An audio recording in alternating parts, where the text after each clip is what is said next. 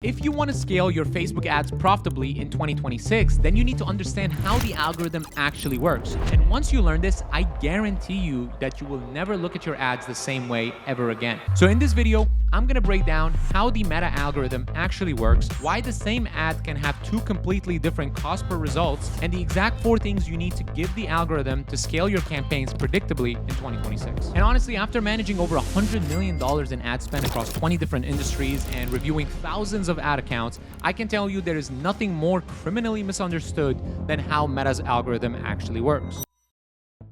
Now, before we get into it, we need to rewrite how you think the algorithm works. Because if you walk into your ad account convinced the algorithm is a gatekeeper you have to outsmart, every dollar you spend is working against the system you are paying to use, and your cost per result keeps climbing no matter how much budget you throw at it, you see Andromeda, Meta's algorithm isn't some mysterious black box making decisions behind a curtain. It's actually a matchmaking engine built to do one job: connect the right ad to the right person at the right time, so both sides are happy. Us as the advertisers continue to spend money and users are utilizing their platform. Now, the simplest way to fix this misunderstanding is to stop treating the algorithm like a wall you have to break through and start treating it like a waiter at a restaurant that just wants to serve you. If you tell the waiter, just bring me food, you are gonna get whatever the kitchen wants to cook and you are gonna pay for it either way. But if you order the exact dish with the exact sides cooked exactly how you want it, the plate is not only going to get to you faster, but it's going to be exactly what you asked for. That level of detail is what Meta reads as your digital fingerprint.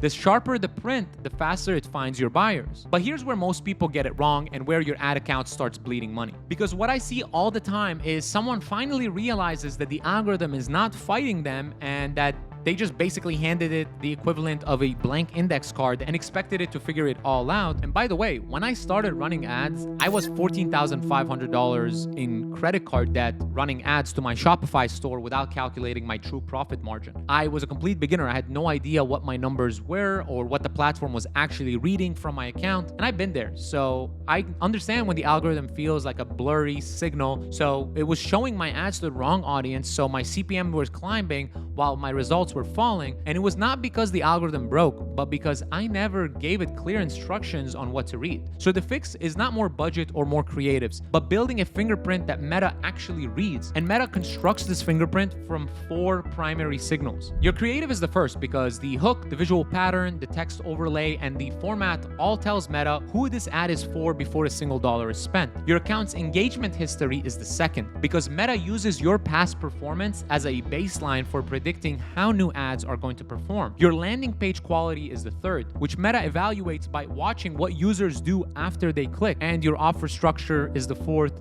because Meta detects when people convert and uses that data to find similar users to those individuals. Now, I have tested this across hundreds of accounts and it's worked every single time. For example, there was a home service company that came to us with no consistent lead pipeline, relying entirely on referrals. So what we did is we built them one creative that told Meta exactly who to show this to, tightening the landing page so that users convert faster, and structured the account so that every campaign fed the same learning history back into it. In the second month, they generated 1,091 leads that turned into 54 deals. They made $442,000 at a 2.x ROI. By month 5, they had 2,047 leads, closing 126 of them, and we went over $1 million in revenue at a 3.1x ROI. And the only thing that changed from 0 to $1 million was how clearly Meta could read who we were actually going to give the offer to. But if a strong digital footprint is what gets Meta to match your ad to the customers, then why do campaigns with great creative still collapse after running profitably for months? Well, there's a simple answer to that. Before I tell you, I just want to give you the full diagnostic worksheet I use to audit all 4 stages. The free Click to Client course covers this from A to Z. You can get access to it completely for free in the description. Okay, back to our question. Why do winning campaigns suddenly stop working? You find a creative that works, the audience is dialed in, the numbers look good, so you let it run because treating a winning campaign like a set and forget asset feels like the right move. But that's the problem. That's where you are leaving it alone and your competitors are not. And this is the part that most operators never see coming, because instead of thinking of your campaign as a static asset Meta either likes or does not, you need to start thinking about it as holding a position on a live leaderboard, for example. Meta takes your ad, shows it to a sample group, typically a few hundred to a few thousand people who match your fingerprint, and during this test, it measures the engagement velocity, which just means how fast people stop scrolling, how many watch through the entire ad, how many click, and how many convert into the action that you decided. It then assigns your ad a fit score based on how well it performs against other ads competing for the same audience. And that score is dynamic and changing based on what other advertisers in your space are doing. If a competitor launches a better ad tomorrow and their fit score beats yours, your costs are going to go up almost immediately. And that's because someone else showed up with a sharper ad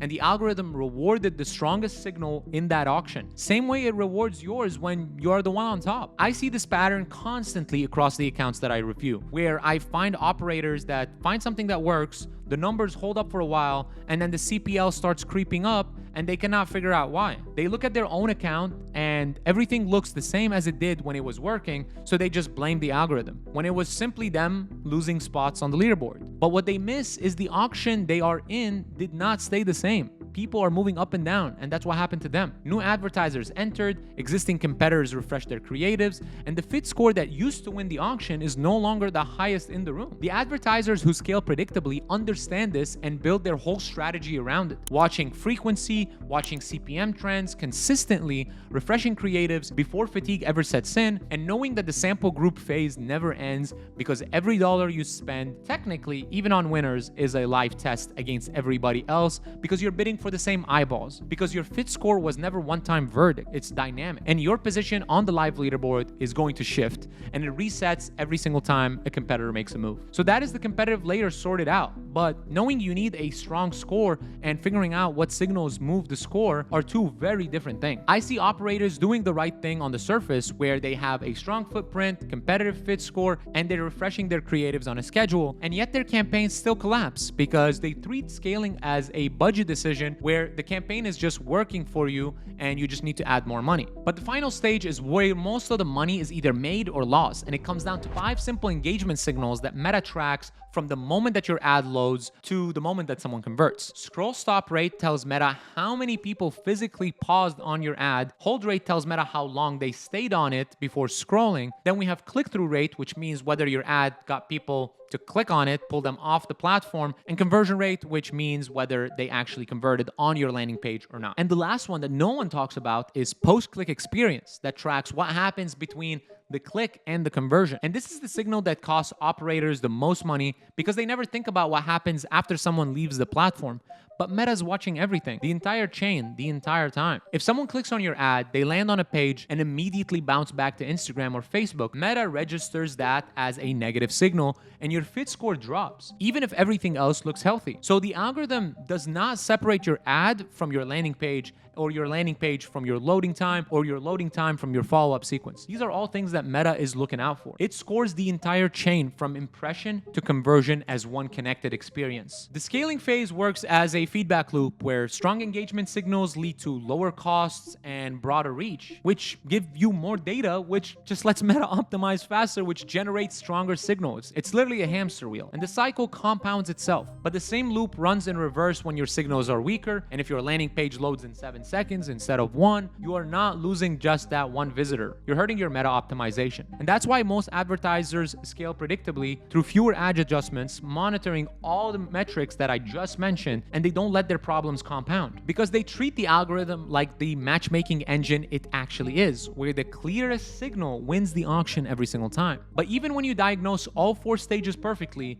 none of it matters if the creative is weak because the algorithm can only score what you give it. It's like writing the most detailed menu a waiter has ever read but never actually cooked the food. So watching this video next is where I break down my PPPC framework, the exact 4-piece creative structure that has moved hundreds of millions of dollars in ad spend and is the engine behind every single winning campaign that I have personally ever run. So I'm gonna leave it on the screen, and I hope you guys enjoyed this video. Hit that subscribe, and I'll see you guys on the next one.